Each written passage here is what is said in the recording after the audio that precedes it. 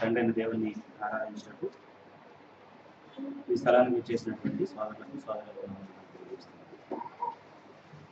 నెహెమ్యా గ్రంథాన్ని గత కొద్ది కాలంగా మనం చదువుతున్నాం.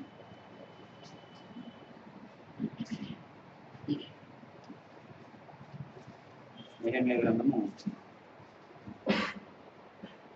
5వ అధ్యాయాన్ని మనం గత వారం చదివాం.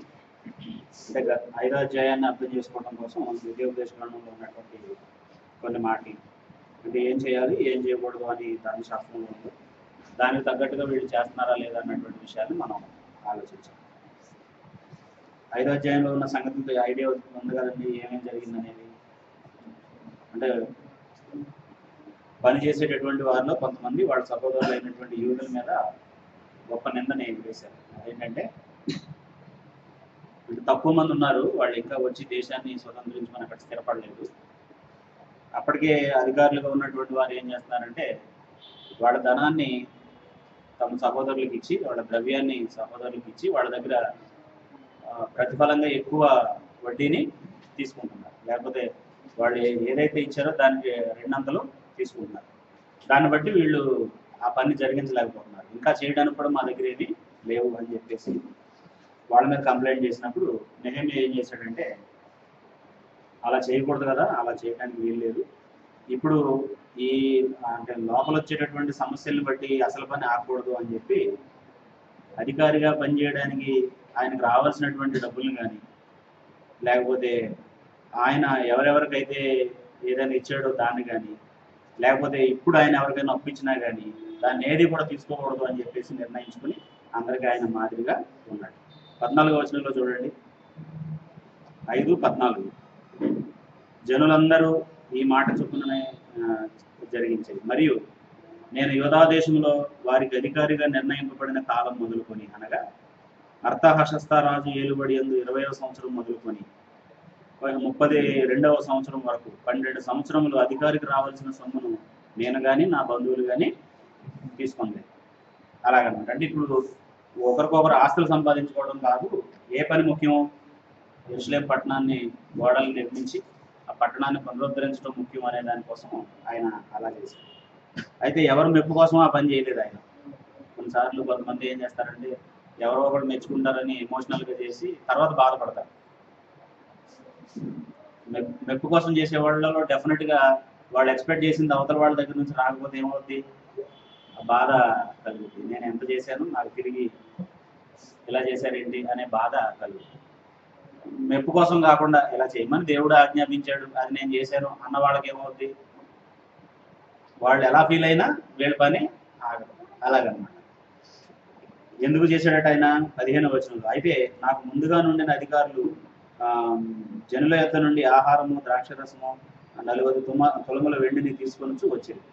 అంటే ఇంతకుముందు అధికారులు అలా తీసుకున్నా సరే ఈయన 12 సంవత్సరాల పాటు నేను ఏది కూడా తీసుకోలేదు అని చెప్పారు. అయితే దేవుని భయము చేత నేను అలాగూ చేయలేదు. ఎందుకు చేయలేదట? ఎవరి మీద భయంతో చేయలేదు ఆ పని, దేవునికి లోబడి చేయలేదు. మనుషులు మెచ్చుకుంటారని కాదనమాట. ఆ రెండింటికి ఉన్న తేడా. దేవుని భయంతో చేసే వ్యక్తి ఏంటంటే మళ్ళీ ఆయనకు ఆలోచించడు, నేనేం ప్రతిఫలం పొందని నేను చేసిన పని వలన అని ఆయనకు ఆలోచించడు. దేవుని భయం లేని వాళ్ళు ఏం చేస్తారు, మనం ఎంత ఎవరికి సేవ చేస్తే అంత తిరిగి వాళ్ళు మనకి సేవ చేయాలనే ఆ కోరిక కలిగి ఉంటారు. ఆ రెండింటి మధ్య ఉన్న తేడా. నిజమైన సేవ చేసే పద్ధతికి దీనికి మధ్య ఉన్నటువంటి వ్యత్యాసం ఉంటాయి. ఓకే, 6వ అధ్యాయానికి వచ్చేద్దాం. అంటే అలాగా ఆయన సెటిల్ చేశాడు. ఇప్పుడు వాళ్ళకేమో బయట నుంచి వచ్చే సమస్య ఏంటి, ఈ టోబియో, సన్బల్లటు, ఈ యెషము అనే వీళ్ళు ఏం చేశారంటే యుద్ధం చేసి ఇశ్రాయేలును ఓడించేసి ఈ మందిరాన్ని లేకపోతే దేవాలయాన్ని లేకపోతే గోడలను కట్టేటటువంటి పని ఆపేయాలని చూశారు. దాన్ని సమర్థవంతంగా ఎదుర్కొన్నటువంటి వాళ్ళకి అంతర్గత సమస్యను దాన్ని సృష్టించాడు. అంతర్గత సమస్య ఏంటంటే మాకు ఆహారం లేక మేము అలవటించిపోతూ ఎలాగ ఈ పని చేయాలి అనే దానికి వాళ్ళు మాట్లాడారు. దాన్ని ఎలా పరిష్కరించాడు ఆయన? ఆయనే రోల్ మోడల్గా ఉన్నాడు అనమాట. నేను ఎవరికి ఇచ్చినా నేను తీసుకోను, మీరు కూడా మీ సహోదరుల దగ్గర అలాగా తీసుకోకూడదు. అంటే ఇది బలవంతంగా వాళ్ళని కన్విన్స్ చేసిన పనా, లేకపోతే దైవ నియమం అండి అది. దేవుడు ఇశ్రాయేలీయులకి ధర్మశాస్త్రం ఇచ్చినప్పుడే ఆ వివరాలన్నీ కూడా చెప్పాడు. నీ సహోదరుడికి ఏదైనా ద్రవ్యం నువ్వు ఇస్తే దాని దగ్గర బట్టి తీసుకోకూడదు. ఎందుకంటే అది నీకు దేవుడు ఇచ్చాడు కాబట్టి నువ్వు అతనికి ఇవ్వు. నీ కష్టార్జితం కాదు, నీకు రావాల్సినటువంటి ప్రతిఫలం అది కాదు అని చెప్పేసి చెప్పాడు. అది ఆయన చేస్తాడనమాట.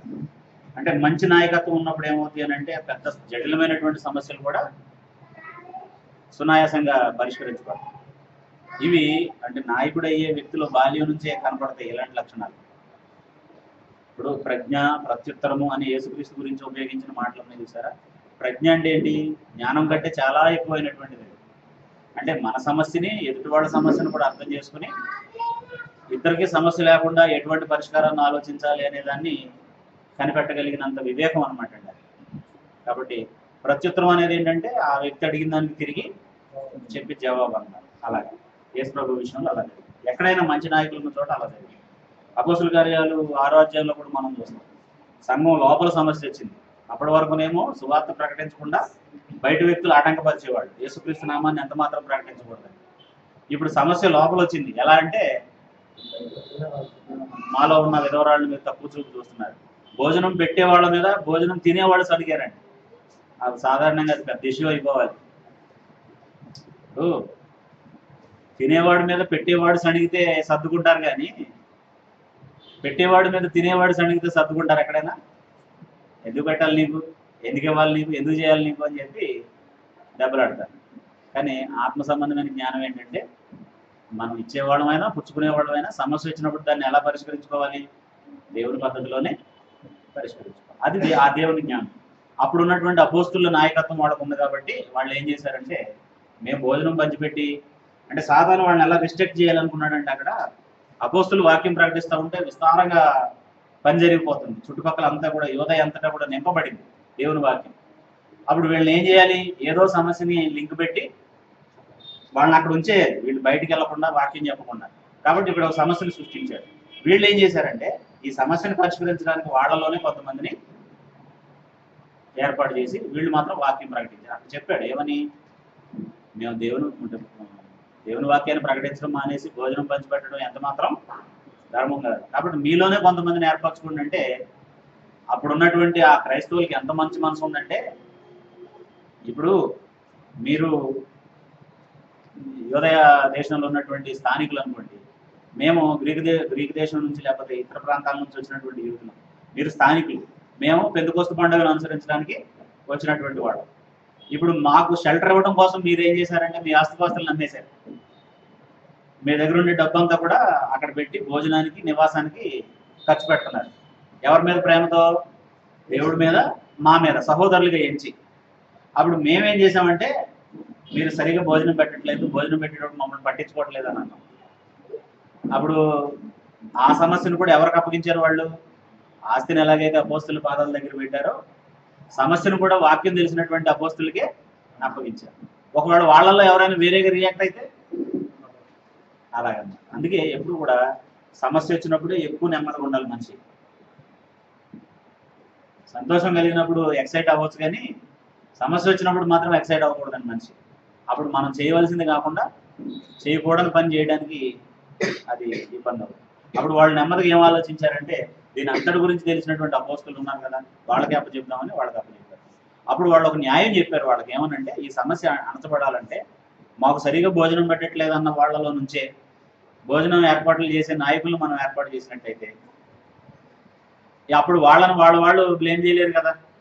మీకు అంగీకారమైన అంటే ఆ ఆస్తులను అమ్మి అపోస్తుల పాదాల దగ్గర డబ్బులు పెట్టిన వాళ్ళు అంగీకరించారండి దాన్ని. అది వాళ్ళ గొప్ప మనసు. అంటే మా పేరుకి అడ్డు రాకూడదు, లేకపోతే మా పేరు ప్రఖ్యాతులకు భంగం కలగకూడదు అని అనుకున్నారా వాళ్ళు? దేవుని పని జరగాలి, ఎవరికి పేరు వచ్చినా పర్లేదు, ఎవరికి పేరు రాకపోయినా పర్లేదు అనుకున్నారు. అది వాళ్ళ మనసు. అందుకు అంత విస్తృతంగా అప్పుడు పనిచేయదు. ఇప్పుడు కుర్చీ రంగు మారితే గొడవ వచ్చారు కదండి. ఒకళ్ళకి తెల్ల కుర్చీ, ఒకళ్ళకి నల్ల కుర్చీ వేశారనుకోండి, అది మాకు అసలు ఎక్కడుందండి గౌరవం, మాకు ఎక్కడుందండి మర్యాద ఇక్కడ అని చెప్పేసి అంటారు. ఏ కుర్చీలో కూర్చున్నా దేవుడు ఏమి దాన్ని పట్టించుకోడు, కుర్చీ లేకున్నా పట్టించుకోడు. అవునా కాదండి? ఈ రోజు ఉన్నటువంటి క్రైస్తవులకి ప్రతిదీ సమస్య, అప్పుడు ఉన్నటువంటి క్రైస్తవులకి ఎంత పెద్దది కూడా సమస్య కాదు. అందుకు వాళ్ళు అంత బలంగా పనిచేయగలిగారు. వాళ్ళ విజన్ కరెక్ట్గా ఉంది, క్లియర్గా ఉంది. దేవుని పని జరగాలి అనేదే వాళ్ళ లక్ష్యం. అంతే తప్ప నాకు గౌరవం వచ్చిందా, లేకపోతే దీనికి కారణం నేను అనుకుంటున్నారా, వాళ్ళు అనుకుంటున్నారా, ఇదేది కూడా వాళ్ళకి సంబంధించింది కాదు. కాబట్టి ఆ సమస్య పరిష్కరించబడింది. అలా అన్ని కాలాల్లో కూడా లోపల నుంచి వచ్చినటువంటి సమస్యల్ని పరిష్కరించడానికి జ్ఞానవంతులైనటువంటి నాయకులు కావాలి. వయసులో పెద్దవాళ్ళు ఉంటారు, వాళ్ళకి ఈ సమస్యను ఎలా పరిష్కరించాలనేటటువంటి దానికి సంబంధించిన అవగాహన ఉంటుంది. వయసులో పెద్దవాళ్ళైనా సరే దైవ జ్ఞానం లేకపోతే వాళ్ళతో కూడా ఆ పని జరగదు. అంటే అన్నిసార్లు తలనేసినటువంటి వాళ్ళకి ఏంటంటే ఎక్స్పీరియన్స్ ఉంటుంది.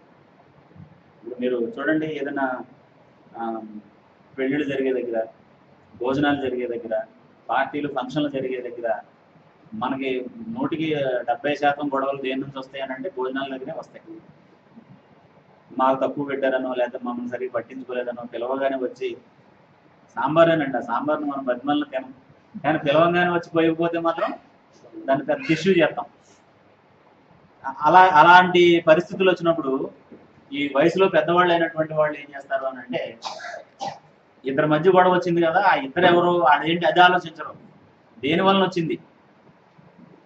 ఇప్పుడు ఇక్కడ సమస్య ఏంటి, ఈ సాంబార్ కావాలని అన్న అతనికి సాంబార్ లేక అలగటం కాదు, అతను అన్నప్పుడు పోయలేదని అలుగుతాడు. అందుకు ఆ గొడవలు రాకుండా ఏం చేస్తారంటే, ఒక పని చేసేటప్పుడు ఇద్దరిని 2 బకెట్లు ఇచ్చి పంపిస్తే ఎవరికి తక్కువ కాకుండా అందుతలు ఉంటే ఈ గొడవలేమి. అక్కడ పరిష్కారం ఏంటంటే తక్కువ రాకుండా చూడటం, అసలు ఆ వ్యక్తికి అలాంటి అవకాశం ఇవ్వకుండా ఉండటం. అది ఎక్స్పీరియన్స్ పీపుల్ చేసేటటువంటి పని. లోక సంబంధంగా అయితే, దైవికంగా అయితే ఎవరు చేస్తారా పని, దేవుని వాక్యం తెలిసిన వాళ్ళు చేస్తారు. చిన్నోళ్ళైనా పెద్దోళ్ళైనా వాక్యం తెలిసిన వాళ్ళు ఒకలాగా ఆలోచిస్తారు, వాక్యం తెలియని వాళ్ళు ఇంకోలాగా ఆలోచిస్తారు.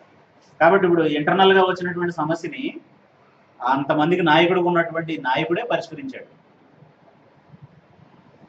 ఆయన 12 సంవత్సరాల జీతాన్ని, ఆయనకు రావాల్సినటువంటి రాయల్టీని అంతటినీ కూడా సాక్రిఫైస్ చేశాడు.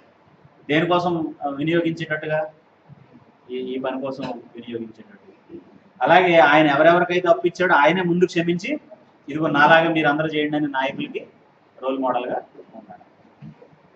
చెప్పడం సులువేనండి, చేసి చూపించడం మాత్రం కొంచెం కష్టమైన పని. కానీ ఎవరు నాయకుడు, ఎవరు మంచి నాయకుడు అండి, చెప్పేవాళ్ళ చేసి చూపించేవాళ్ళ? చేసి చూపించేవాళ్ళ మాట ఎవరైనా వింటారు, చెప్పేవాళ్ళ మాట ఒకసారి వింటారు, 2 సార్లు వింటారు, తర్వాత వింటారు. చేసి చూపించేవాళ్ళ మాట మాత్రం ఎప్పుడు వింటారు. కాబట్టి నెహెమ్యా చేసి చూపించేటటువంటి సమర్థవంతుడైనటువంటి నాయకుడు. దేన్నైనా వదిలేసుకుంటాడు, దేని నిమిత్తం, దేవుని పని నిమిత్తం, దేవుని ఆలోచన నిమిత్తం. మరి అప్పుడు దేవుడు ఆయన చేతులను బలపరచడా, దేవుడు ఆయన పనిని ఆశీర్వదించడా, దేవుడు ఆయన నాయకత్వానికి వెన్నుదన్నుగా ఉండడండి. అప్పుడు 6వ అధ్యాయంలో మళ్ళీ ఇంకొక సమస్య వచ్చింది వాళ్ళు. అంటే శత్రువుకి 10 రకాల ఆలోచనలు ఉంటాయండి. సమస్యను సృష్టించే వాళ్ళకి 10 రకాల చాతుర్యం ఉంటుంది. సమస్యను ఎదుర్కొనే వాళ్ళకి ఒక నియమమే ఉంటుంది, ఓర్చుకోవటం, దేవుడు చెప్పిన పద్ధతిలో వెళ్ళడం. ఈ రెండింటిలో ఏది కష్టం? దేవుడు చెప్పిన పద్ధతిలో వెళ్ళడమే కష్టంలాగా అనిపిస్తుంది, కానీ మంచి ప్రతిఫలాన్ని మాత్రం దీనివల్లనే పొందుతాం.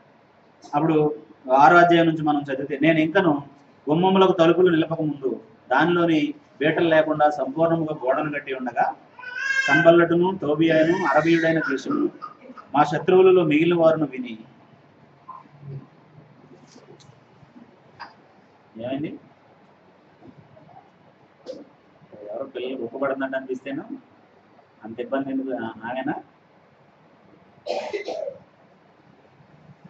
ఓనో మైదానం అందున్న గ్రామంలో ఒక దాని దగ్గర మనం కలుసుకుందాం రండని నా యొద్దకు వర్తమానం పంపింది. అందుకు నేను చేయు పని గొప్పది, దాన్ని విడిచి మీ యొద్దకు వచ్చుటకై నేను దాన్ని ఎందుకు ఆపవలను అని చెప్పేసి అన్నాడు. అంటే మన డెడికేషన్ ఎలా ఉంటుందంటే, మనం చేసే పనికి ఇచ్చే వాల్యూని బట్టి దాని గొప్పతనాన్ని మనం చూపిస్తాం. అది సఫలం అవుతుంది కూడా, మనం చూపించే ఇంట్రెస్ట్ని బట్టి దేవుడు దాన్ని సఫలం చేస్తాడు. ఇప్పుడు ఓనో మైదానం దగ్గరికి రా, మనం సమస్యను మాట్లాడుకుందాం అని అన్నాడు. అసలు సమస్య లేదు, సమస్యను సృష్టించింది వాళ్ళే, మళ్ళీ దానికి పరిష్కారం ఆలోచించడానికి రమ్మని కూడా వాళ్ళే పిలుస్తున్నారు. అప్పుడు ఆయన క్లియర్గా తెలుసు, ఇక్కడ గోడ పని జరగడం మంచిదా, మైదానం దగ్గరికి వెళ్ళి సమస్య రాకుండా డిస్కస్ చేయడం మంచిదా? అప్పుడు నేను చేసే పని మంచిది, దీన్ని వదిలిపెట్టేసి నేను దీన్ని వదిలిపెట్టేసి, అంటే ఈ గొప్ప పని వదిలిపెట్టేసి నేను రాను అని చెప్పి కబురు చేశాను. అంటే వాళ్ళు ఏం చేయాలని పిలిచారట? కపటంతో నెహెమ్యా ఒక్కడే ఆ మైదానం దగ్గరికి వెళ్ళాడు అనుకోండి, అక్కడ ఆయన వాళ్ళు ఏదైనా చేస్తే ఈ పని ఆగిపోద్ది అనేది వాళ్ళ ఆలోచన అన్నమాట. చాలాసార్లు ఇలాంటిదే జరుగుతుంది. మీరు దావీదు చరిత్ర మీకు బాగా తెలిస్తే, దావీదు సైన్యాధిపతి ఎవరో తెలుసండి? దావీదు సైన్యాధిపతి యోవాబు. యోవాబు. సౌలుకి అబ్నేరు అనే ఒక ఆయన ఉండేవాడు. అప్పుడు ఒకసారి అబ్నేరు ఏం చేశాడు అని అంటే, అబ్నేరు తమ్ముడు దావీదుతో సంధి అంటే లేకపోతే దావీదుతో మాట్లాడి సమాధాన పడదామని చెప్పేసి వచ్చాడు. దావీదుతో మాట్లాడాడు, సమాధాన పడి వెళ్ళిపోతా ఉంటే ఒక మైదానం దగ్గరికి వెళ్ళేటప్పటికి యోవాబు ఏం చేశాడంటే అక్కడ పిలిచాడు, అతన్ని సహోదరుడు ఆగు అని చెప్పేసి పిలిచాడు. వెళ్ళిన తర్వాత ఇలాగా అతన్ని కౌగిలించుకుని కత్తితో పొడి చేసి చంపేశాడు అన్నమాట. అంటే అలాంటి కపటంతో కూడినటువంటి విషయాలు ఉంటాయి. ఏది ఈ చర్చలకు రమ్మని పిలిచి సానుకూలంగా మాట్లాడుకుందాం రమ్మని పిలిచే దాంట్లో నెహెమ్యా అవన్నీ తెలిసినటువంటి వాడే. ఎందుకంటే ఆయన గవర్నర్ పరిపాలనలో ఉన్నటువంటి వ్యక్తి, రాజుల దగ్గర పనిచేసిన వ్యక్తి. అయినా కూడా అది ఎంత గొప్ప పని అయినా, ఎంత సమాధానం ఇచ్చే పని అయినా సరే చేసే పని వదిలేసి వెళ్ళను అని చెప్పేసి అన్నాడు. అంటే గొప్పది అనే దాని గురించి నేను ఏం చెప్తున్నాను అని అంటే, చాలా మంది బైబిల్ ట్రైనింగ్ అవుతారు. బైబిల్ ట్రైనింగ్ అయ్యి నేను బోధకుడిగా పనిచేయాలి లేకపోతే సువార్థకుడిగా పనిచేయాలని నిర్ణయించుకున్న తర్వాత కూడా ఇంకేదో ప్రలోభానికి లోనైపోయి ఆ పని చేస్తూ నేను బిహైండ్ స్క్రీన్ నుండి సపోర్ట్ చేస్తానంట. దానికోసం అంటే నువ్వు దేనికి కట్టుబడ్డావో, ఏది నిర్ణయించుకున్నావో దానికి నువ్వు పని చేయి. నువ్వు ఉద్యోగం చేస్తూ చేయాలనుకుంటే ఆ పద్ధతిలోనే చేయి, లేకపోతే ఫుల్ టైం చేయాలని అనుకుంటే ఆ పద్ధతిలోనే చేయి. అసలు ఈ పని చేయాలని నిర్ణయించుకున్నప్పుడు నీకు ఏం ఆలోచన ఉందో దానికి తగ్గట్టుగా మనం ఉండే స్థానిక సంఘానికి కావచ్చు, మన కుటుంబానికి కావచ్చు, మన బంధువులకు కావచ్చు, లేకపోతే ఎక్కడైనా సరే ఆ పని చేయాలని నిర్ణయించుకున్నప్పుడు ఆ పనికి అది గొప్పదిగా ఎంచాలి.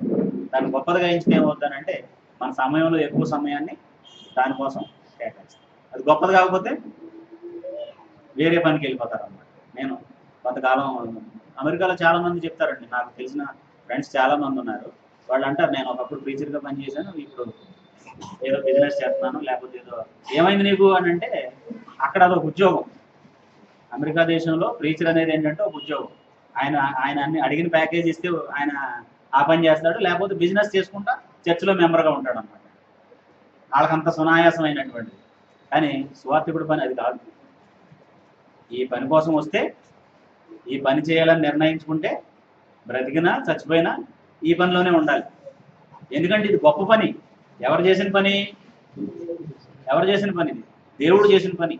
గలతీ పత్రిక 3వ అధ్యాయం మనం చదివితే అబ్రహాముకు దేవుడు ముందుగా సువార్త ప్రకటించాడు అనే మాట. ఇంకెవరు చేసిన పని? యేసు ప్రభు చేసిన పని, ఆయన శిష్యులకు అప్పచెప్పిన పని. అందుకే సువార్త ప్రకటించేవారు పాదములెంతో సుందరములైనవి అన్నాడు. ఊరికే అవ్వండి, దాన్ని అంత గొప్ప పనిగా ఎంచి చేస్తేనే అంత గొప్ప మాట దానికి వర్తిస్తుంది. అలాగే మన దైనందిన జీవితంలో మన భక్తికి సంబంధించి కూడా చాలా సిల్లీ రీజన్స్ చెప్తారు చాలా మంది. ఆదివారం ఆరాధన ఎందుకు రాలేదు అని అంటే చాలా సిల్లీ రీజన్స్ చెప్తారు. గొప్పది కాదా దేవుడిని ఆరాధించడం అనేది? ఫ్రెండ్ వచ్చాడండి అంటే ఏది గొప్పది నీకు? ఫ్రెండ్ రావడం గొప్ప, దేవుడిని ఆరాధించడం గొప్ప? ఏ కారణం చెప్పినా దీనికంటే గొప్పదేమీ కాదు. మాకు ఫ్రెండ్స్ లేరా? ఆరాధించే వాళ్ళందరికీ ఫ్రెండ్స్ లేరండి? చుట్టాలు లేరా? పనులు లేవా? నాకు చివుక్కుమంటుందండి ఎవరన్నా మాట చెప్తే. అంటే గుచ్చినట్టు ఉంటుంది మనసులో. బ్రదరు ఏమైందండి అంటే నా కన్సర్న్ ఏంటంటే ఆరోగ్యం బాగాలేదా, లేకపోతే ఏదైనా ఇబ్బందిలో ఉన్నారా, ఏమైంది వీళ్ళు ఆరాధన చేయకపోవడానికి అని ఫోన్ చేస్తాను. ఎందుకండి ఆరాధనకు రాలేదు అని అంటే పని ఉందండి. మరి వీళ్ళందరూ మనమందరం ఎవరు? కాబట్టి ఇది గొప్పది అని మనకు అర్థమైతే, దేవుని పని గొప్పది అని మనకు అర్థమైతే ఏ పని కంటే కూడా గొప్పగా దీన్ని మనం ఆలోచిస్తాం. మనకు అవసరం ఉన్నప్పుడు మాత్రం ఎక్కువసేపు ప్రార్థన చేస్తాం కదండి దేవుడికి. శ్రమలో ఉన్నప్పుడు, అవసరం ఉన్నప్పుడు, ఆయన దగ్గర నుంచి మనకి ఏదైనా కావాలన్నప్పుడు అసలు వదిలిపెట్టం ఆయన్ని. మనకు ఆపద లేకపోతే మనకు ఫ్రెండ్స్ వస్తారు, మనకి ఇంకా చుట్టాలు వస్తారు, లేకపోతే ఇంకా ఏ ఉంటాయి రకరకాల కారణాలు. ఇక అవన్నీ నేను చెప్పను. రకరకాల కారణాలు వస్తాయి. గొప్పది కాదా ఈ పని? ఈ పని గొప్పది కాదా అంటున్నానండి. ఆరాధన చేయడం అనేది గొప్ప గొప్ప విషయం కాదా? ఎంతమందికి దక్కుతుంది ఈ భాగ్యం? ఇప్పుడు ప్రపంచంలో ఉండి అందరూ వచ్చి ఆరాధన చేయడానికి ఉందా అంటున్నాను నేను అనేది. ఒక అన్యుడు వచ్చి దేవుని సన్నిధిలో ఉండి దేవుడిని ఆరాధించి యేసుప్రభు మరణాన్ని, సమాధిని, పునరుత్థానాన్ని జ్ఞాపకం చేసి ఈ పనిలో పాలు పొందడానికి ఉంటుందా అంటున్నాను నేను.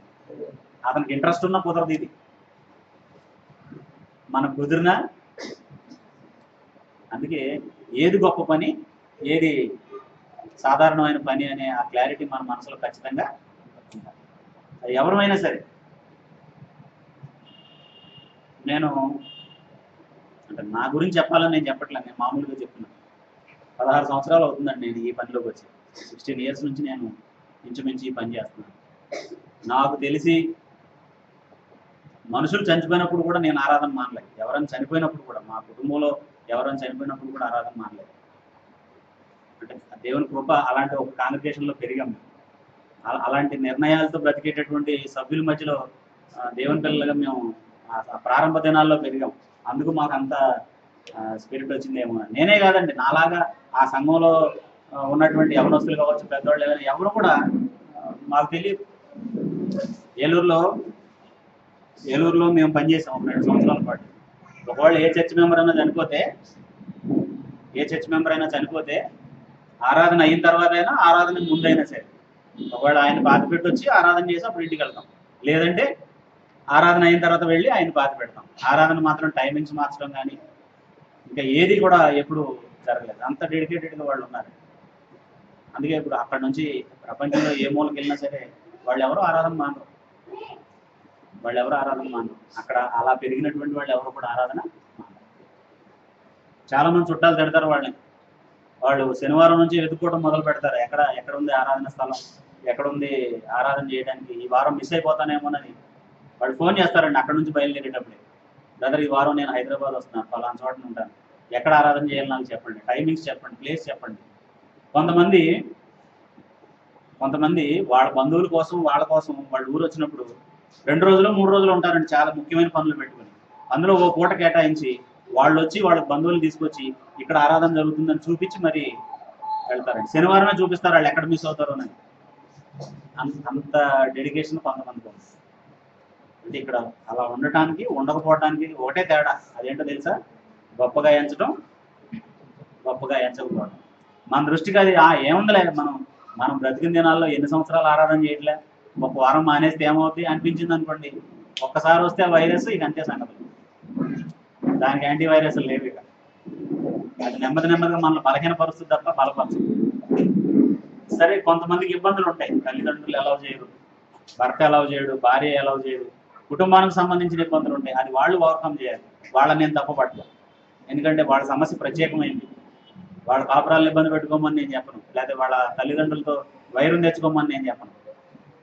వాళ్ళ సమస్య ప్రత్యేకమైంది, అది వాళ్ళకి దేవుడికి సంబంధించింది.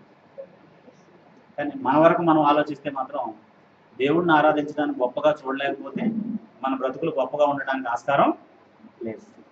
కాబట్టి నెహెమ్యా ఏమన్నాడు? రా, నీతో మాట్లాడి నీతో సంధి చేసి మేము సమస్య లేకుండా చేసుకున్నాం రమ్మంటే, లేదు నేను దేవుని పని చేస్తున్నాను, అది గొప్పది కాబట్టి ఈ గొప్ప పని విడిచిపెట్టి నేను రాను అన్నాడు. గొప్ప పని విడిచిపెట్టి రాను. ఇప్పుడు మనుషులు చనిపోయినా సరే, మనుషులు ఆరోగ్యం బాగోకపోయినా సరే, హాస్పిటలైజ్డ్ అయినా సరే, ఆదివారంలో మనకి ఎన్ని అవకాశాలు ఉన్నాయా లేదండి? మనం ఇంకా ఎక్కువ బ్లెస్డ్. అందులో మనం ఉదయం చేయొచ్చు, మధ్యాహ్నం చేయొచ్చు, సాయంత్రం చేయొచ్చు, లేదంటే ఇంకెక్కడో మిగిలిన టైంలో కూడా అవకాశం ఉంటుంది, అలా చేయొచ్చు. ఇప్పుడు ప్రతిరోజు ఒక ఇంజెక్షన్ తీసుకోవాలి. ఒక ఇంజెక్షన్ తీసుకోకపోతే ప్రమాదం, చచ్చిపోతావు అని డాక్టర్ చెప్పాడు అనుకోండి, పెళ్ళికి వెళ్తే మానేస్తామా? ఎక్కడ క్లినిక్ ఉందో ఎదుర్కొని ఏం చేస్తాం? లేకపోతే చచ్చిపోతాం. ప్రతిరోజు ఒక ట్యాబ్లెట్ వేసుకోవాలి, ఇంకా అయిపోతాను, ఇంకా 5 మిగిలిన. ఆ ట్యాబ్లెట్ లేకపోతే ఏదో ఒకటి అవుద్ది, ఏం చేస్తామండి? ఇంకో 10 తెచ్చి స్పేర్లో పెట్టుకుంటాం. మరి ఇది అంటే అది జరగట్లేదుగా, మనకు కనపడట్లేదుగా ప్రత్యక్షంగా. కానీ ఒక్కరోజు ఆరాధన చేయకపోతే, ఏప్రిల్ రాసిన పత్రిక 10వ అధ్యాయంలో చెప్పాడు, ఏం చేసినట్టండి? యేసుక్రీస్తుని మరలా సిలువ వేసినట్టు, నిబంధన రక్తాన్ని అపవిత్రమైనదిగా ఎంచినట్టు, పరిశుద్ధాత్మని తిరస్కరించినట్టు. ఏమైపోతాం ఆ మూడు జరిగితే? యేసుప్రభుని పాదాలతో తొక్కితే, సిలువ వేస్తే ఏమైపోతాం అన్నానండి? దీవించబడతామా, శపించబడతామా? ఆ భయం మనకు లేదు. అయితే క్రీస్తు ఉన్నటువంటి వెసులుబాటు ఏంటంటే ఇలా స్మూత్గా లాభం ఇది నష్టం ఇది అని చెప్పి వదిలిపెట్టేస్తాం. ఎందుకంటే ఇంతకు మించి అధికారం మాకు ఇవ్వలేదు దేవుడు. ఏది మంచో ఏది చెడో చెప్పడమే తప్ప బలవంతంగా ఎవరి చేతనే చేయించే హక్కు అధికారం బోధకులకి దేవుడు ఇవ్వలేదు. అది దేవుడికి ఆ వ్యక్తికి ఉండే ఇష్టాన్ని బట్టి జరగాల్సింది తప్ప బలవంత పెట్టి ఎవరి చేత చేయించాలి కాదు. అదే మత శాఖల్లోనైతే కరాఖండిగా చెప్తారు వాళ్ళు. అయ్యా మా మా పాపకు బాగోలేదని ఫోన్ చేశారు అనుకోండి, మరి దేవుడికి ఇవ్వాల్సింది ఇవ్వకపోతే పాపకి ఎలా బాగుంటుంది అంటాడండి ఆ పాస్టర్ గారు. సెట్ అయిపోతారు. అలా భయపెట్టే పని మనం చెయ్యం కాబట్టి మనకి చాలా టూ మచ్ ఫ్రీడమ్ ఉందన్నమాట. ఫ్రీడమ్ని బాగు చేసుకోవడానిక అలుసుగా తీసుకోవడానిక మనం వాడుకోవాలి. అడ్వాంటేజ్గా తీసుకుందామా, ఫ్రీడమ్ను ఉపయోగించుకొని బాగుపడదామా? అలాగే స్వాతంత్రం ఇచ్చింది మనం ఎక్కువ లోపడాలని, ఉపయోగించుకొని కారణాల సాకులు చెప్పమని. కాబట్టి ఇది ఒక్కటే కాదు, ఆరాధన ఒకటే కాదు, దేవుని పని గొప్పదే. దేవుడి కోసం మనం కేటాయించి ప్రతిదీ గొప్పదని మనం భావిస్తే దాన్ని గొప్పగానే చూస్తాం. ఒకవేళ గొప్పగా అని మనకు అనిపించకపోతే దాన్ని తక్కువగానే చూస్తాం.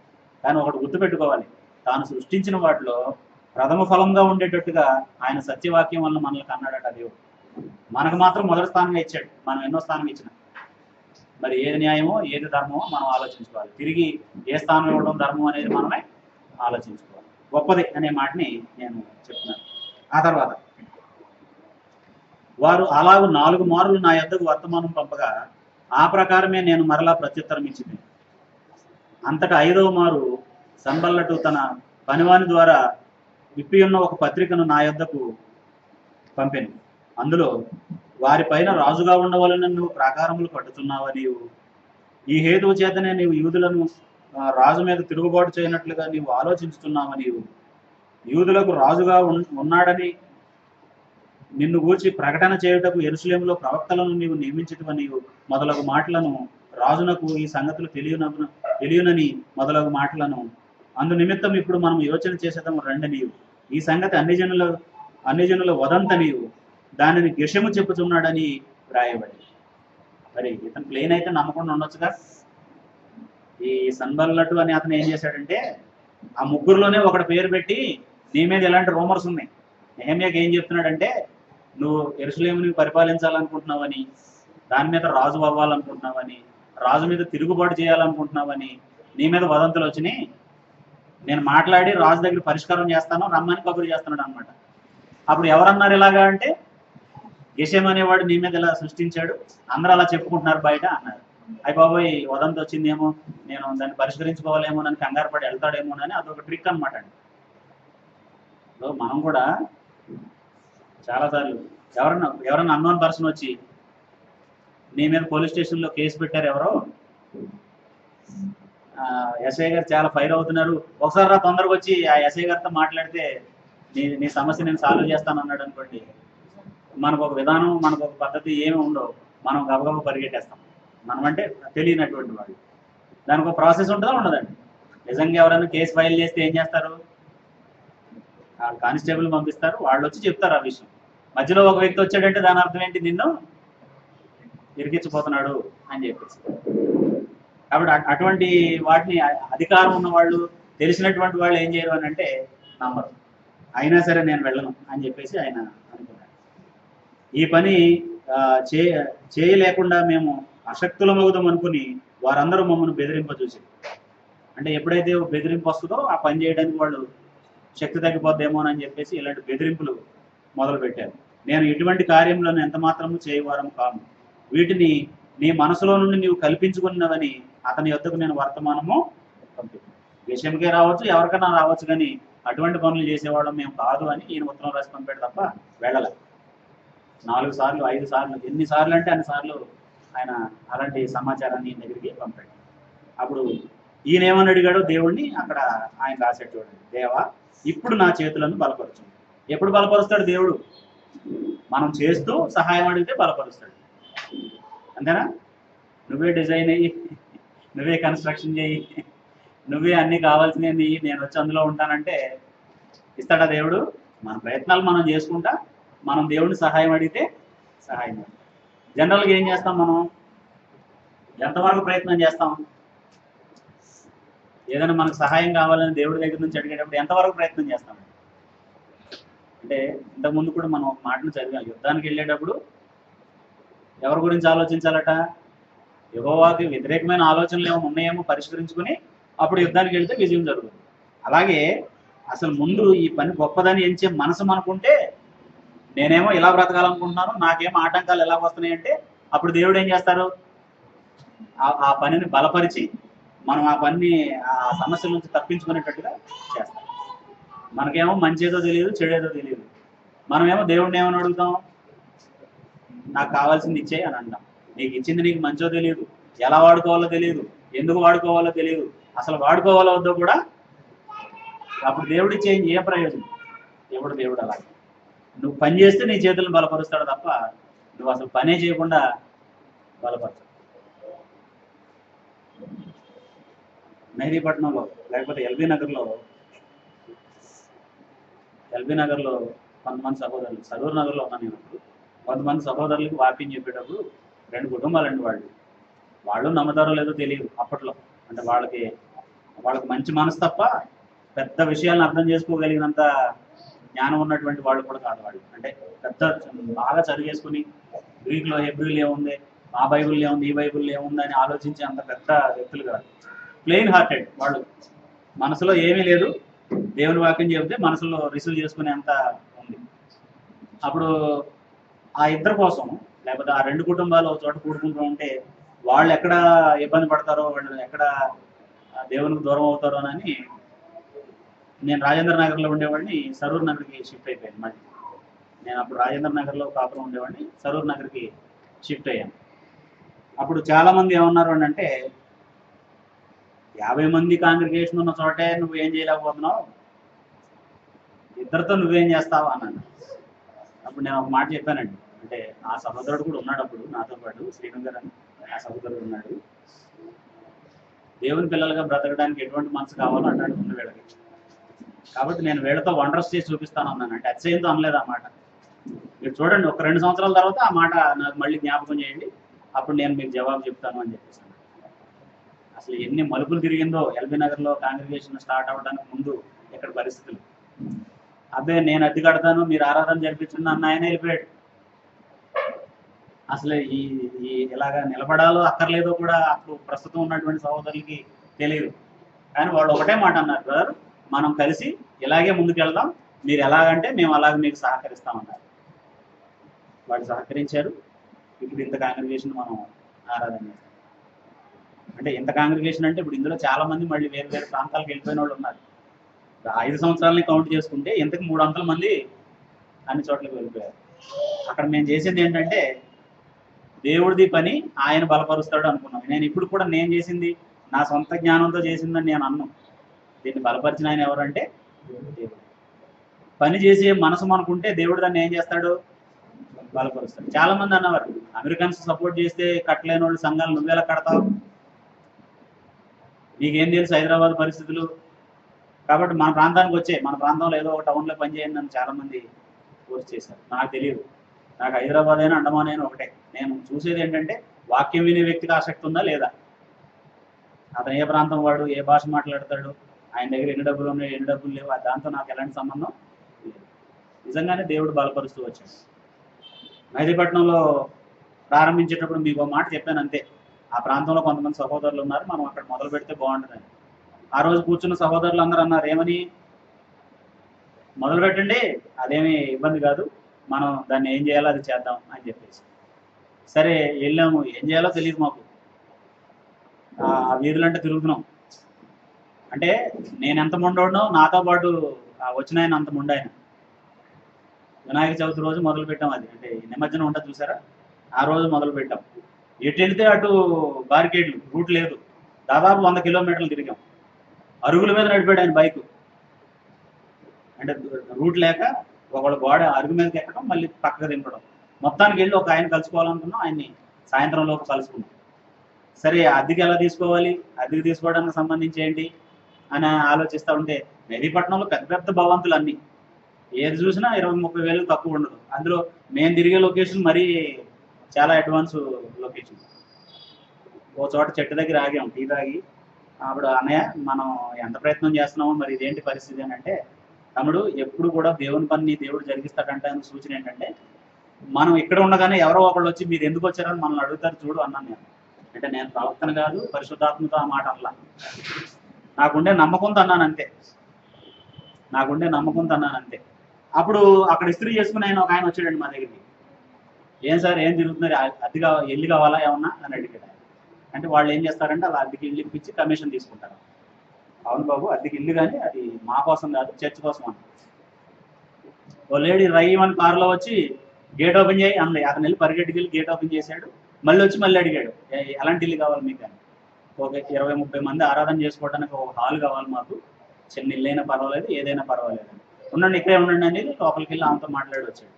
మాట్లాడి వచ్చి ఫస్ట్ ఆమె ఏమన్నారంటే, ఆమె కూడా చాలా పెద్ద ధనవంతురాలైనటువంటి లేడీ. ఆమె ఇక్కడ కళ్ళజోడు పెట్టారు, కార్లో వచ్చారు. అసలు ఆమెతో ఎలా మాట్లాడాలో నాకు తెలియదు, నాకు హిందీ రాదు. ఇంగ్లీష్లోనంటే ఏదో మేనేజ్ చేస్తాను కానీ కొత్త వ్యక్తులతో మాట్లాడాలంటే మళ్ళీ ఇబ్బంది. అయితే నాతో ఉన్నటువంటి సహోదరుడికి మాత్రం ఆ భాష వచ్చు, ఇంగ్లీష్ వచ్చు, చక్కగా మాట్లాడగలరు. ఆయన మాట్లాడాడు, మాకు ఇలాగ అది కావాలి, ఇలా చర్చ్ కోసం కావాలి మేడం అని చెప్పేసి. అంటే మీరు వెళ్ళి ఫస్ట్ చూసిరండి, మీరు వచ్చి చూసేస్తే ఆ తర్వాత మేము ఇస్తామా లేదా ఎంత ఏంటి అనేది మీకు అసలు సూట్ అవుద్దా లేదో చూసిరండి అంటే, వెళ్ళి చూస్తే అది 100-150 మంది హాయిగా, అంటే అది మన కోసమే కన్స్ట్రక్ట్గా చేసినట్టుగా ఉంది. అది ఇంటి కోసం లాగా అనిపించదండి. మీరు ఎప్పుడైనా మెహదీపట్నం వచ్చినప్పుడు ఆ లోపల పరిసరాలను చూడండి, కేవలం చర్చ్ కోసమే అన్నట్టు ఉంటుంది అనమాట. డూప్లెక్స్ హౌస్ని క్లోజ్ చేశారు వాళ్ళు, కిందంతా అలాగే పెద్ద హాలు అలా ఉంది. మేము చూసాము, గుడకలేసాము, బాగానే ఉంది. కానీ 8,000 చెబుతారు ఏంటో అని అంటే, మాతో వచ్చినాను అన్నాడు. సాఫ్ట్వేర్ ఆఫీస్కి అడిగారండి, 10,000 ఇస్తామన్నారు. వాళ్ళు ఇవ్వలేదు మేడం, అయిపోయాం. ఇక మనం ఎక్కడ ఇది తీసుకుంటామని అనుకున్నాను నేను. సరే అయినా మనం ఒక మాట ముందు ఆమె నోటంటే వినాలి కదా అని వెళ్ళాం. వెళ్ళిన తర్వాత ఇది పరిస్థితి అని అంటే, అప్పుడు నేను ఉన్నట్టుగా ఆమెకు చెప్పాను, ఇదిగో నేను YMCAలో మొదలు పెట్టాను పని, తర్వాత ఎల్బీ నగర్లో ఇలా జరిగింది, అలాగే ఇక్కడ కూడా చేయాలన్నారు మా ఆశ. మీ ఇంట్లో డెఫినెట్గా మంచి పని జరుగుతుంది, దేవుడు మిమ్మల్ని ఆశీర్వదిస్తాడు. మాకు ఇచ్చినందుకు మాత్రం మీరేం నష్టపోరు. కాబట్టి మాకు వీలయ్యేది మేము మళ్ళీ రెండోసారి మిమ్మల్ని అడగకుండా ఉండే మాట ఏదని చెబితే మేము వస్తాం మేడం అని చెప్పేసి అన్నాను. ఆమె ఏమన్నారంటే 15,000 ఇవ్వండి చాలే అన్నారు.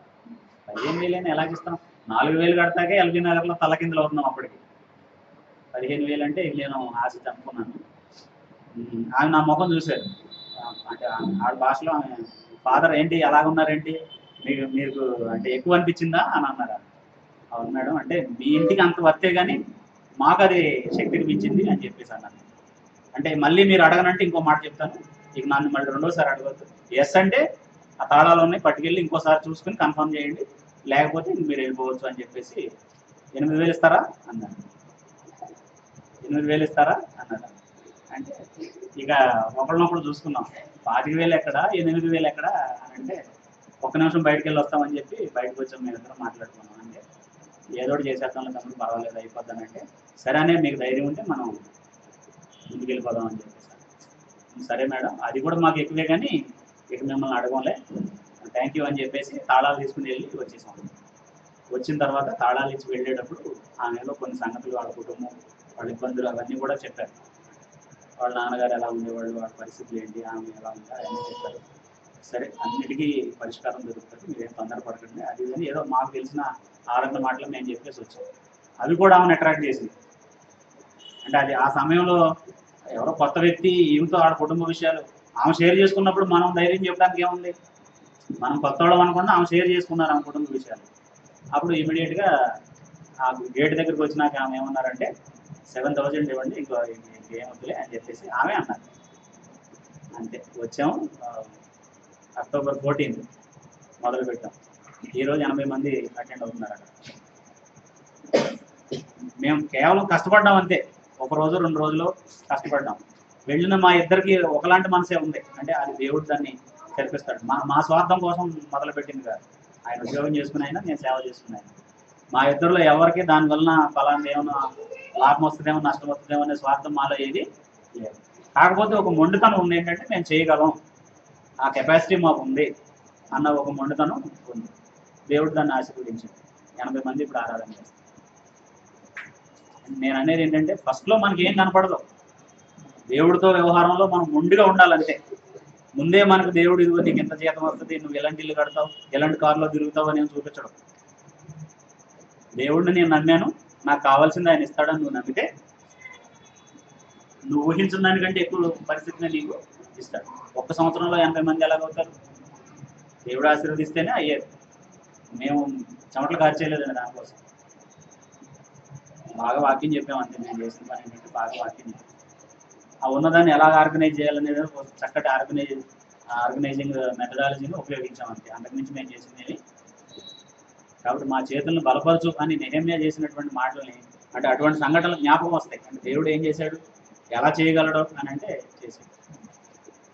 నెలకి 20-30 లక్షలు తీసుకునే బోధకులు ఉన్నారు. అంటే బైబిల్ కాలేజీలు అని, ఆర్ఫనేజ్లు అని, లేకపోతే ఇంకే చర్చెస్ని రన్ చేస్తున్నామని చెప్పి అమెరికన్స్ దగ్గర నుంచి 30 మంది సభ్యులు లేరండి వాళ్ళ దగ్గర, 20 మంది సభ్యులు లేరండి వాళ్ళ దగ్గర. ఆ 20 మంది క్రమంగా రారు వాళ్ళ దగ్గర ఉన్నా కానీ, ఒక ప్యాటర్న్ ప్రకారం ఆరాధనకి అలా రాదు. అంటే వాళ్ళకంటే మేము గొప్పవడం అని చెప్పట్లేదు నేను. మనం ఇష్టపడిన పని దేవుడు అలాగా ఆశీర్వదిస్తాం. దేవుని కృప. అంటే ఒక సహోదరుడు అన్నాడు, మనం చనిపోయేలోపు 100 కాంగ్రిగేషన్స్ని ఎస్టాబ్లిష్ చేసి చచ్చిపోవాలి. ఏమో అది అసాధ్యమని నేను అనుకోవట్లేదు.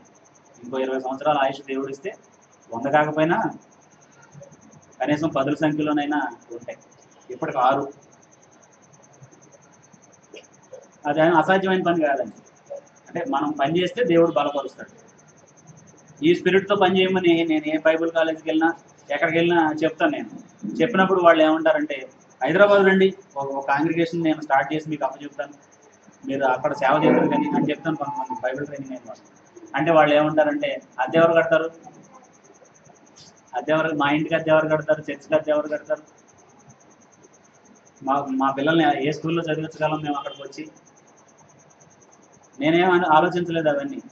చదివిస్తున్నానండి, మంచి స్కూల్లోనే చదివిస్తున్నాను. నేను 50-60 వేలు జీతం వచ్చేవాళ్ళు చదివించే స్కూల్లోనే చదివిస్తున్నాను. నేనేం నష్టపోలేదు, నాకేం తక్కువ అవ్వాలి. అన్నీ ఉన్నాయి నా దగ్గర కూడా. ఇప్పుడు దేవుడేం తక్కువ చేయాలి. కాకపోతే ఒక పీరియడ్ ఉంటుంది, అంతసేపు ఏం చేయాలి, నమ్మకంగా ఉండాలంటే. మనకు దేవుడు అవకాశం ఇచ్చేంత వరకు నమ్మకంగా ఉంది. కాబట్టి మా చేతులను బలపరచు అని నెహెమ్యా చేసినటువంటి ప్రార్థనని దేవుడు బలపరిచాడు. వాడు వెనక ఎవరున్నారు, దేవుడు ఉన్నాడు. కాబట్టి దేవుడు బలపరిచిన ఏ పని కూడా ఏమవుదు అంటే వ్యర్థం అవదు. అపోస్తుల కార్యాలు 4వ అధ్యాయం చూడండి ఒకసారి. అపోస్తులు సువార్త ప్రకటిస్తున్నప్పుడు వాడిని బంధించారు. గమలీయేలు అనేటటువంటి ఒక వ్యక్తి, 5వ అధ్యాయం ఒకసారి. గమలీయేలు అనే ఒక వ్యక్తి ఉన్నాడు అక్కడ.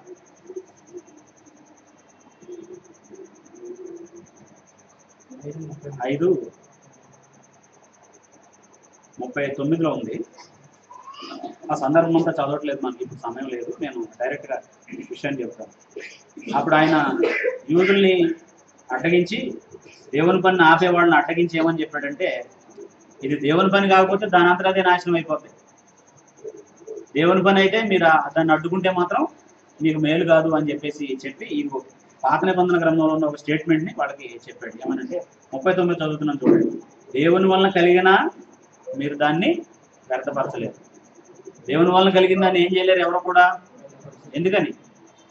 దేవుడు ఉంటాడు దాని వెనక, దేవుడు బలపరుస్తాడు దాన్ని. కాబట్టి దాన్ని ఎవరు కూడా ఏం చేయలేరు, వ్యర్థపరచలేరు.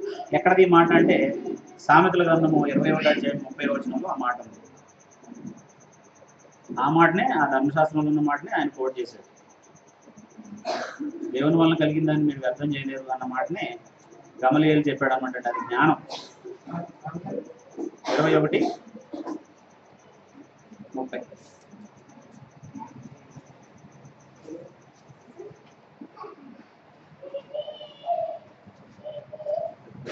అంటే అక్కడ పాజిటివ్లో ఉంది, ఇక్కడేమో నెగిటివ్లో చెప్పాడు దాన్ని. అలాగే యెహోవాకు విరోధమైన జ్ఞానమైనను వివేచనైనను ఆలోచనైనను నిలవదు. అది యెహోవాకు విరుద్ధమైంది అయితే అది నిలవదు. అది యెహోవాకు అనుకూలమైంది అయితే దాన్ని ఎవరో కూడా ఏం చేయలేరు, వ్యర్థపరచలేరు. కాబట్టి ఇలాంటి మాటలన్నీ ఆ నాయకుల మనసులో ఉన్నాయి. కాబట్టి వాళ్ళు ఎలా ఉన్నారు అని అంటే, దేవా మా చేతులను బలపరచు అని నెహెమ్యా ప్రార్థన చేశారు. ఇక్కడ దేవుని సహాయమే వాళ్ళకి కావాల్సింది. మనుషుల సహాయం కోసం ఆలోచిస్తేనేమో శూన్యం. ఎటు నుంచి వచ్చినా అది చాలా చిన్నదిలాగా కనపడుతుంది. ఎందుకంటే వాళ్ళ తరఫున ఉన్న రాజులు, రాజ్యాలు అలాగనమాట. కాబట్టి ఒక మంచి పని చేసేటప్పుడు అలాంటి ఒక మొండి వైఖరి, భక్తితో కూడింది. అది మామూలుగా ఇగోతో వచ్చింది కాకుండా, ఇప్పుడు నా చేతులను బలపరచు అన్నాడు. 10వ వచనం నుంచి మనం చదివితే మరలా నెహెమ్యా గ్రంథానికి వచ్చాడు, 405వ పేజీకి వచ్చాడు. అటు తరువాత మహదాబేలునకు పుట్టిన దెలయ్య కుమారుడైన షమయ యొక్క ఇంటికి వచ్చి అతడు బయటికి రాకుండా నిర్బంధింపబడింది. అతడు రాత్రికాలం ముందు నేను చంపుటకు వారు వచ్చేదరు కనుక దేవుని మందిర గర్భాలయంలోనికి మనం పోయి తలుపులు వేసుకుందాం రండని చెప్పగా, అంటే ఈయన ఏం చెప్తున్నాడు, ఎవరో ఒకళ్ళ ఇంటికి నెహెమ్యా ఆయనతో కూడా ఉన్నవాళ్ళు వెళ్తే ఆయన ఆల్రెడీ నిర్బంధించబడిన వాడు బయటికి రాకుండా. నెహెమ్యాకి ఏం చెప్తున్నాడు అంటే, మనం వెళ్ళి దేవుని గర్భాలయంలో దాకుందాం, మన శత్రువులు వచ్చి మనల్ని చంపేస్తారేమో, అందుకే ఇలాంటి మాటలు చెప్తున్నాడేమో సన్బల్లటు అని చెప్పేసి ఆయన భయపెట్టి వీక్ చేయడానికి, డౌన్ చేయడానికి ప్రయత్నం చేశాడు. అప్పుడు ఆయన అన్నాడు ఏంటంటే, అప్పుడు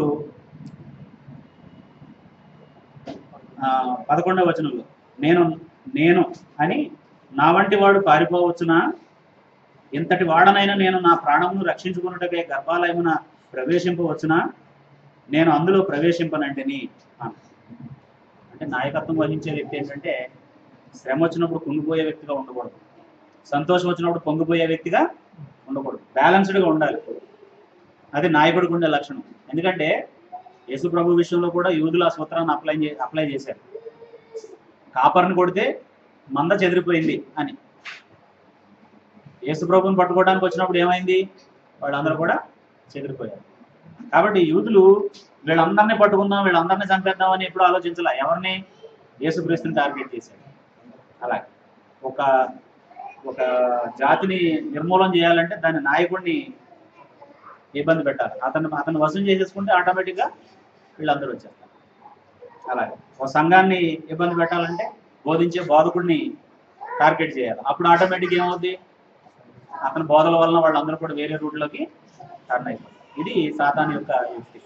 అప్పుడు ఆయన ఏమన్నాడంటే, నేను అలాంటి రోల్లో ఉండి, అలాంటి పరిస్థితుల్లో ఉండి నేను ఆ పని చేయొచ్చా అని చెప్పేసి, నేను ఎంత మాత్రం పారిపోయే సమస్య లేదు అని చెప్పేసి చెప్పాడు.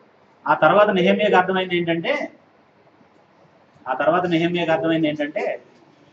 అతనే లంచం ఇచ్చి ఈయన చేత అలాగా చెప్పించాడు. అంటే అవతల వ్యక్తికి వ్యతిరేకంగా ఉన్నట్టుగా ఒకటి నటించి ఆయన దగ్గర డబ్బులు తీసుకొని, నెహెమ్యా మామూలుగా బెదరట్లేదుగా, ఉత్తరాలకు బెదరట్లేదు, డైరెక్ట్గా బెదరట్లేదుగా, నిన్ను చంపేస్తారేమోనని నువ్వు తోడు తీసుకెళ్ళి దాంట్లో దాచిపెట్టమని చెప్పేసి అతనికి ఇచ్చాడు. కింద మాటలు మనం చదివితే మనకు అర్థం. 12వ వచనంలో ఏమన్నాడంటే, అప్పుడు దేవుడు అతన్ని పంపలేదని టోబియాయు సన్బల్లటును అతన్ని లంచం ఇచ్చినందున నా విషయమై ఈ ప్రకటన చేసినని తేటగా. అవంతరాలను కూడా ఎవరు తొలగిస్తారు, ఎప్పటికప్పుడు విషయాలు అర్థమయ్యేటట్టుగా ఎవరు చేస్తారు, మోసంలో పడకుండా దేవుడే తేటతల్లో చేస్తాడు. మనం ఆయన పక్షంగా ఉంటే, ఆయన పని చేస్తూ ఉంటే. కాబట్టి మనం మోసపోతుంటే దేవుడు మోసపోనివ్వడు, మనం ఇబ్బందిలో పడతా ఉంటే పడినప్పుడు ఆయనే ఎక్కడ దేన్ని రివీల్ చేయాలో అలాగా రివీల్ చేస్తాడు. నేను అతడు చెప్పినట్టు పాపములో పడుదును అనుకుని నా మీద నింద మోపినట్లుగా నన్ను గూర్చి చెడు వార్త పుట్టించుటకు వారు అతనికి లంచమిచ్చి నా దేవా, వారి క్రియలను బట్టి టోబియాను సన్బల్లటును నన్ను భయపెట్టు వలెనని కనిపెట్టు ఉన్న ప్రవక్తలను నోవద్య అను ప్రవక్తిని జ్ఞాపకం చేసుకున్నాను. ఆఖరికి వాళ్ళు ఎవరు కూడా లంచం ఇవ్వడానికి వెనక్కి లేదు. యూదుల్లో ఉండే ప్రవక్తలు కూడా లంచం ఇచ్చి దేవుడు చెప్పని మాటలను ప్రకటించేటట్టుగా చేశారనమాట. యెహోవా ఈ గోడ కట్టడం ఆపేయమన్నాడని ఏ ప్రవక్తను ప్రవచిస్తే యూదులందరూ ఏమనుకుంటారు, నిజమే కాబోలనుకుంటారు. అలాంటి ఒక ప్రవక్తి పేరు చెప్పాడు అనమాట, నోవద్య అని చెప్పేసి. ఈ ప్రకారముగా ఏలూలు మాసం అంటే 10వ మాసం, అదేనా, 6 ఏలూలు మాసము 20వ దినమందు అనగా 52వ దినము దినములకు ప్రాకారములు కట్టుట సమాప్తమాయను. అయితే మా శత్రువులు ఆ సంగతి వినినప్పుడు, మా చుట్టూ నుండి అన్యజనులందరూ జరిగినదని చూసినప్పుడు వారు బహుగా అధైర్యపడేది. ఎన్ని రకాలుగా ప్రయత్నం చేసినా ఆపలేకపోతున్నామని చెప్పి అవతల వాళ్ళకి ఏమవుతుంది, ఆటోమేటిక్గా అధైర్యం వచ్చేస్తుంది. మీరు అంటే అలాంటివి యుద్ధాలు మనం ఇప్పుడు చూడలేదు, కానీ మీరు గేమ్స్లో చూడవచ్చు. మీకు క్రికెట్ చూసే అలవాటు ఉంటే ఎలాంటి అంటే రకరకాల ప్రయత్నాలు చేస్తారు అవతల వ్యక్తిని అవుట్ చేయడానికి. ఏ బాల్ వేసినా అతను ఆడేస్తున్నాడు, ఎలా ఆడినా కొట్టేస్తున్నాడు అనుకోండి, ఆటోమేటిక్గా అందరు షోల్డర్స్ డౌన్ అయిపోతాయి. కామెంటేటర్స్ చెప్తారు చూడండి ఇలా కాన్ఫిడెన్స్ లెవెల్ పడిపోయింది, ఎందుకంటే ఏ రకంగా అవుట్ చేయాలన్నా అవ్వట్లేదు అని చెప్పేసి అన్నమాట.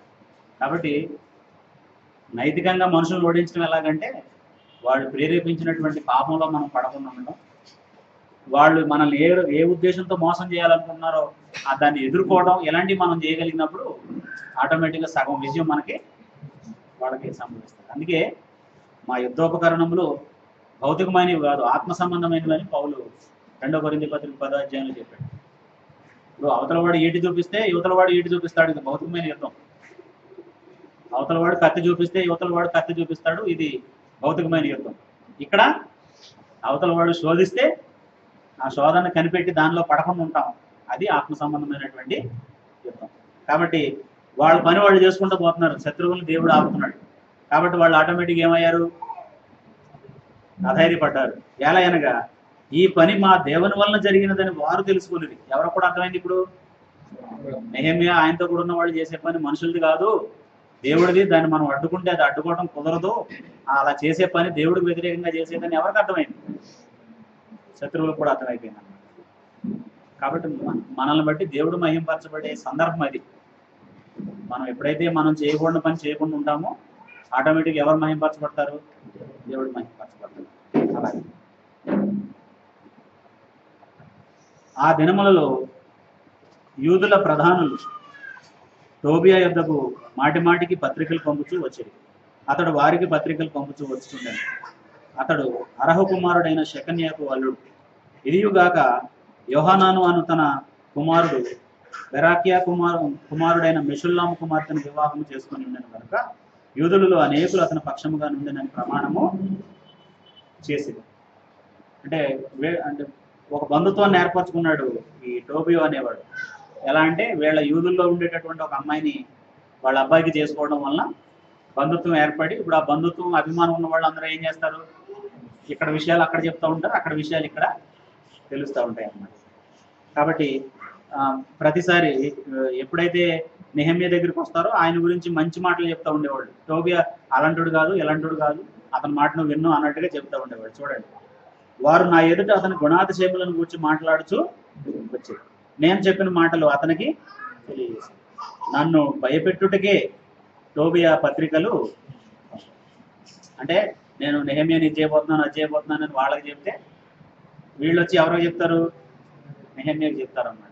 అలాగా డౌన్ చేయాలని చేసేసి, అంటే ఎన్ని అస్త్రాలు ఉన్నాయో అన్ని అస్త్రాలని ఎవరి మీద ఉపయోగిస్తున్నారు, నెహెమ్యా మీద ఉపయోగిస్తున్నారు.